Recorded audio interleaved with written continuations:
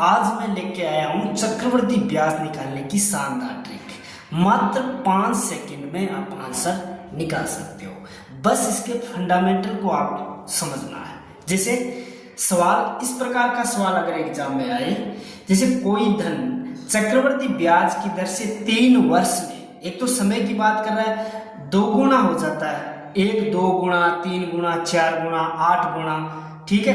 तो उसी दर से उससे 8 गुना होने में कितना समय लगेगा। यानी एक तो ये बात कर रहा है, मान लो कि x या समय की बात कर रहा है ये 3 वर्ष, ठीक है।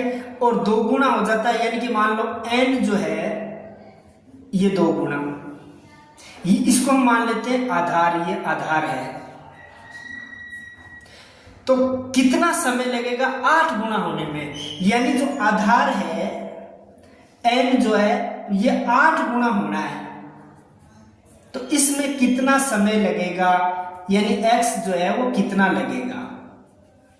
देखो ये ध्यान में रखना है कि ये जो आधार है ये 2 गुना है, और ये इसी आधार पे बेस पे होना चाहिए 8 गुना।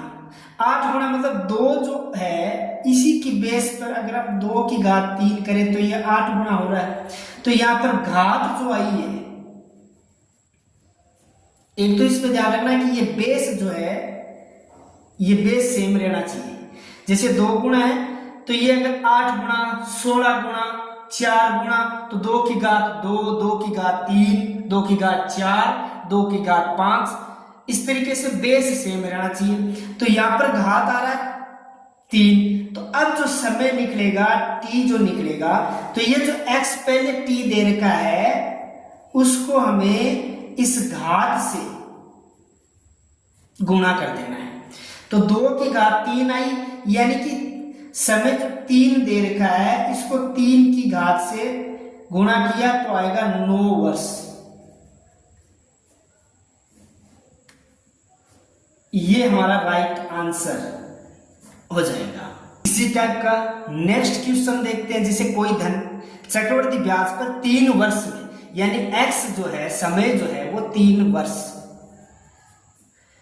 अपने का 3 गुना, यानी n जो है वो 3 गुना हो रहा है। तो इसको ध्यान में रखना, ये आधार है, इसी की बेस आगे होना चाहिए। जैसे 3 की घात 2 हो सकता है 9 गुना, 27 गुना, इस तरीके से। तो वही धन उसी दर से कितने वर्ष में 9 गुना, यानी 9 गुना का मतलब होगा 3 की घात 2, इसी बेस पर घात बन रही है। तो ये जो घात है इसको हमें x से इस घात को गुणा करना है, यानी कि x 3 गुणा 2 बराबर 6 वर्ष। ये हमारा राइट आंसर। नेक्स्ट और ट्राई करते हैं। जैसे कोई धन चक्रवर्ती ब्याज पर 5 वर्ष में 2 गुना हो जाए, तो यहां पर जो बेस हमारा है वो 2, ये आधार है।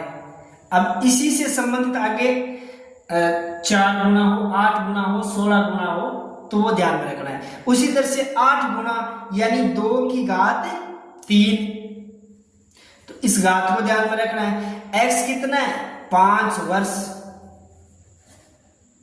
तो नेक्स्ट जो समय लगेगा वो 5 वर्ष, यानी कि x गुणा घात 15 वर्ष। ये जो सवाल है ये आपकी प्रैक्टिस के लिए, इनको आप मिलाकर देखो।